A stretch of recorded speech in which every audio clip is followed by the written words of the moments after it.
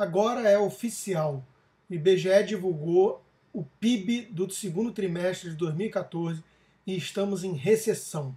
Para configurar a recessão técnica é preciso 2 trimestres consecutivos de queda de atividade geral. E foi isso que aconteceu. O IBGE revisou o PIB do primeiro trimestre, tivemos uma queda de 0,2 e agora nova queda de 0,6, o que já configura um quadro então recessivo.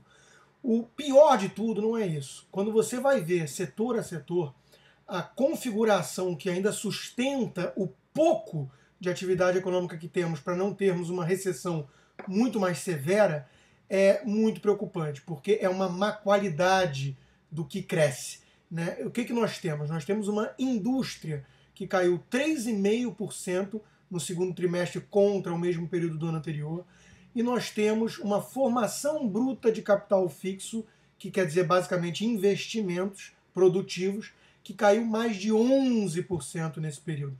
Isso é a maior gravidade que tem, porque nós temos todo o setor produtivo que é responsável pelo lado da oferta da economia despencando. E por outro lado, o que segurou então para ter essa queda, essa recessão ainda relativamente suave, né?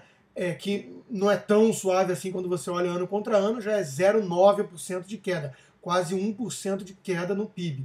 Mas enfim, não é uma recessão muito severa. E o que segura então? Basicamente as duas outras grandes contas: consumo das famílias e gastos do governo. Ora, não é preciso ser um economista formado nem nada, basta ter um mínimo de bom senso para entender o seguinte: uma economia que estimula o tempo todo, artificialmente, a demanda, usa gastos públicos para elevar a atividade e endividamento para que as famílias consumam, sem se preocupar com o lado da oferta, com quem produz isso, vai inexoravelmente acabar com um quadro de inflação à frente ou rombo nas contas externas, porque vai precisar tomar emprestado de fora a poupança externa, a poupança dos outros povos das outras nações. É isso o que nós estamos vendo no Brasil nos últimos anos. Um governo irresponsável que pegou um melhor vento favorável dos últimos tempos, das últimas décadas externos, né, apesar de toda a retórica de crise e tudo mais da presidente Dilma e do PT, é mentira. O que nós tivemos dessa vez foi um epicentro da crise externa nos países desenvolvidos, o que fez com que isso favorecesse os países emergentes. Tanto é verdade que os outros países emergentes estão crescendo bem mais que o Brasil, com bem menos inflação. E não aproveitamos essa oportunidade. O governo pegou isso e estimulou demanda e gastou do lado do próprio Estado como se não houvesse amanhã, de forma sempre eleitoreira, pensando nas próximas eleições, e com isso gerou um grau de endividamento do lado das famílias insustentável e um inchaço do lado do governo também insustentável. E não há nenhum ganho de produtividade do outro lado. Nós temos um investimento em formação bruta de capital sobre o PIB de míseros 14%. Isso é extremamente aquém daquilo que nós precisamos, ali mais perto de 25% do PIB, um número até que o candidato Aécio Neves andou citando, que gostaria de ter como padrão, como meta, 24%, 25% do PIB, e nós temos então um 14% do PIB de investimento. Isso é ridículo, a China investe mais de 40% do PIB, os asiáticos investem mais de 30% do PIB de forma geral, e nós estamos aqui então investindo 14% do PIB e em declínio de 11% ano contra ano nessa taxa de investimento. Isso é uma coisa realmente assustadora.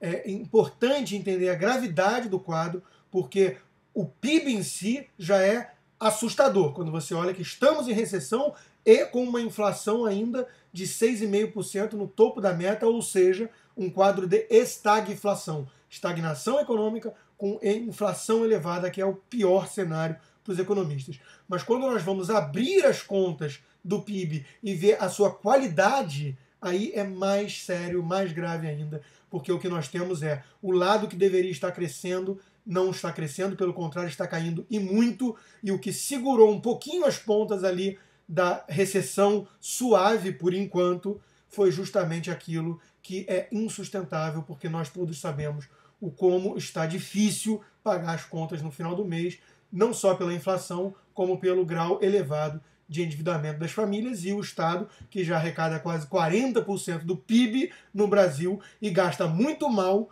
porque é quase tudo transferência de renda ou gasto para o próprio funcionamento da máquina estatal, né, que não atende sequer nossas demandas, né, com serviços decentes, muito pelo contrário. Também já não dá mais para ficar imaginando que vai puxar e vai ser a locomotiva do crescimento econômico um Estado tão obeso como o nosso. Então, é realmente um quadro que nós estamos vendo aqui que configura um tango brasileiro, né? Um cenário muito parecido com a tragédia sofrida, com a desgraça que nós vimos na nossa vizinha Argentina. É isso que o modelo nacional desenvolvimentista bolivariano, que o PT e a presidente Dilma defendem, está causando em nosso país. Pensem nisso, porque outubro vem aí e é época de eleição.